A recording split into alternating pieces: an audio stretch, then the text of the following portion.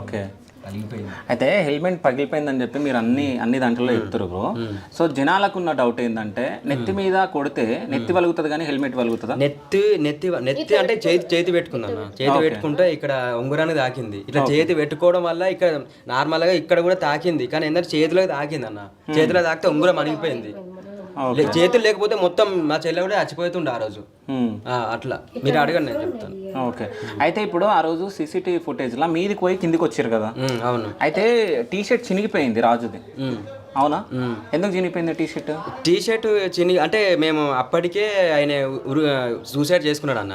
Suicide చేసుకుంటే ఉరికొచ్చిండు కదా పైన కింద నుంచో సీసీటీవీ ఫుటేజ్ లో వచ్చిండు, ఆయన లోపలికి వచ్చిండు కదా గొడవ జరగక ముందుకు, అది చనిపోక ముందుకు గొడవ జరిగింది, అవునా?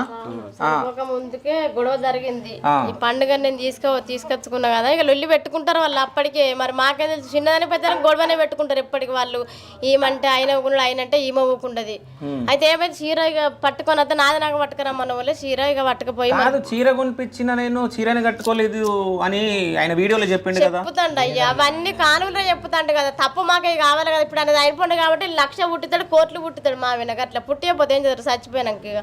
ఆయన చచ్చిపోక ముందే వీడియో తీసుకున్నాడు అట్లా. అవును. ఆ వీడియో తీసుకొని చెల్లెలో పక్క పొంటి పెట్టుకున్నాడు. మాకేం తెలుసు ఇక. వీళ్ళకు ఇద్దరికి భార్య భర్తలకు ఎప్పుడైనా సరే అన్న చిన్న చిన్న లొల్లీలు పడతాయి. ఆ చిన్న చిన్న లొల్లి అసలు నేను ఫస్ట్ ఆఫ్ ఆల్ నేను ఏమైనా లొల్లీలు అయినా ఏమన్నా అయితే నాకు ప్రతిసారి ఆయన ఫోన్ చేసేటోడు, వాళ్ళ డాడీ కూడా ఫోన్ చేసేటోడు. కానీ ఆ రోజు ఏమైందో నాకు తెలియదు అన్న. నేను అప్పుడే డ్యూటీకి పోయి వచ్చిన. సరే, నేను ఒక విషయం చెప్తా. ఇప్పుడు మీరు చెప్పిన దాంట్లో నేను కొన్ని క్వశ్చన్లు అడుగుతా, అంటే జనాల క్వశ్చన్లు ఏమున్నాయి అనేది. సో అంటే చీర కొనుక్కొచ్చిండు, అవునా? చీర ఇచ్చిండి మీకు, చీర ఈమె తీసుకుంది, తీసుకున్నాక మళ్ళీ చీర అడిగిండి అని ఆయనకి ఇచ్చేసారు మీరు, అంతేనమ్మా? నేను ఇచ్చేసిన. ఆయన ఏమన్నాడంటే చిన్న అలా లొల్లి అయిన తర్వాత మీరిద్దరు ఇక్కడ నుంచి అవసరం లేదు, ఇక్కడ అత్తను మా చెల్లెను బట్టలు మొత్తం సదిరేసి ఇక్కడ నుంచి అని చెప్పిన వల్ల వీరిద్దరు లొల్లి అయిందని చెప్పి వచ్చేసింది.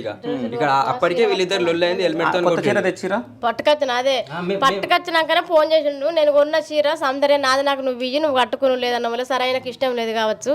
ఆయన ఇవ్వమంటాను కదా, అమ్మ నువ్వు ఇచ్చిరా పో, నేను పోయేది నన్ను మళ్ళీ ఏం కొడుతాడో, మళ్ళీ ఏం తిడతాడు, అప్పుడు అంతా ముందే కొట్టిండు కదా అన్న వల్ల నేను తీసి సోఫా మీద పెట్టి వచ్చిన.